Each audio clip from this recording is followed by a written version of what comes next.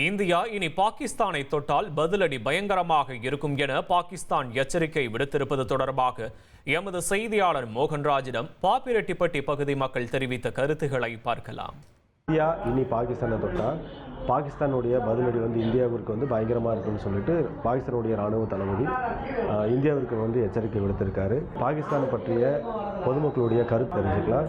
சொல்லுங்கள் சார். 72 அவங்க நம்மக்கிட்ட அடி வாங்கினே வராங்க. அந்த பதட்டத்தில் அதுவும் இப்போ பகல்காம் தாக்குதல் பயங்கரமான இழப்புகளை அவங்க சந்திச்சிருக்காங்க. 90% இல்லைங்க, 100க்கு 100% இந்தியாவை யாராலும் இனிமேல் ஒன்றுமே பண்ண முடியாது.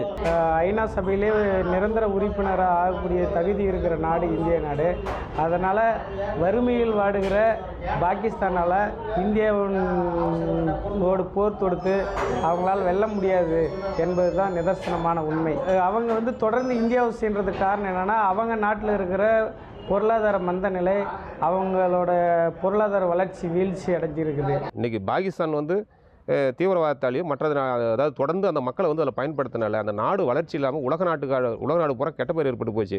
அவங்க இப்போ செய்வதறியாக என்ன பண்ணாங்கன்னா, இந்தியா மேலே நாங்கள் போர் தொடுப்போம் அது தொடுப்போம்னு சொல்லி பேசுகிறாங்க. முடிஞ்சால் நம்மக்கிட்ட இந்தியா கிட்ட நிதி வாங்கி அங்கே இருக்கிற மக்கள் கிட்ட இந்த சிந்து நிதி ஒப்பந்தம் ஆகட்டும் இதெல்லாம் பண்ணி பேசி சமாதானமாக எல்லோரும் சமத்துவம் சகோதரத்தோடும் வாழ்ந்தால் பரவாயில்ல.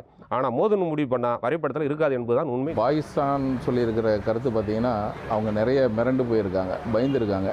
அதனால் அந்த பயந்தவங்களோட பேச்சு அது போர் மூலக்கூடாது. அதுதான் நம்மளோட பொதுமக்களாகிய எங்களை மாதிரி இருக்கிறவங்களோட கருத்து. இந்தியா இனி பாகிஸ்தானை தொட்டால் பதிலடி பயங்கரமாக இருக்கும் என பாகிஸ்தான் எச்சரிக்கை விடுத்திருப்பது தொடர்பாக பொதுமக்கள் தெரிவித்த கருத்தை பார்த்தோம்.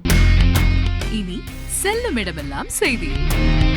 தந்தை டிவியின் வாட்ஸ்அப் சேனலை ஃபாலோ பண்ணினா செல்ல இருக்கும் இடமெல்லாம் செய்தி. இதோ QR கோட் இப்பவே ஸ்கேன் பண்ணுங்க, ஃபாலோ பண்ணுங்க.